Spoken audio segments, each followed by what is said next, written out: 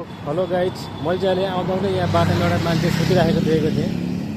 यो चाहिँ के भएर सुतेको रहेछ, किन बसिरहेछ, मलाई सोध्नु पर्यो। यो को हो, यो कहाँबाट आएको रहेछ, सुतिरहेको पुरा मरेको हो कि जिउँदै एक्चुअली चेक गर्नु पर्यो। यो को रहेछ, यो के मान्छे फेरि बस्दै गर्दैन त्यो भएर क्या। हो ओ भाइ, यो राति 11 बजेको बेला यो बाटोमा सुत्ने यो को रहेछ यो? ओ भाइ, पुरा मान्छे पुरा धुन्छ यार, त्यो गोतिल्ला नि त मान्छे पुरा मातेर धुन्छ पुरा। नेपाली देखिन्छ हेर्दाखेरि को रहेछ? ओ भाइ,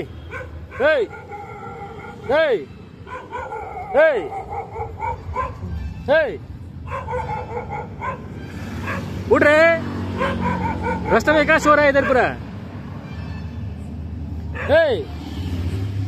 मैले चाहिँ पुरा उठाउने कोसिस गरेँ, यो चाहिँ उठ्ने किन पुरा उठेको छैन। पुरा मातेर पुरा धुत भएको छ मान्छे, पुरा को थाहा छैन। अगर कसैले चिन्नुहुन्छ भने यो मान्छेलाई लिएर जानु होला यहाँबाट, होइन?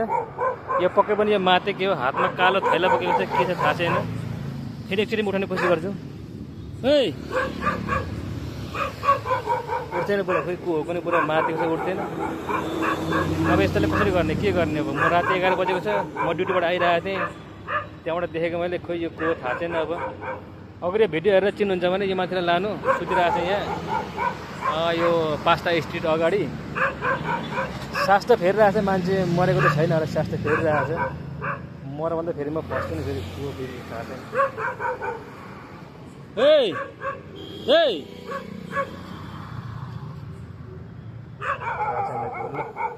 ल म चाहिँ जानु पर्यो, अब राति भइसक्यो मेरो पनि।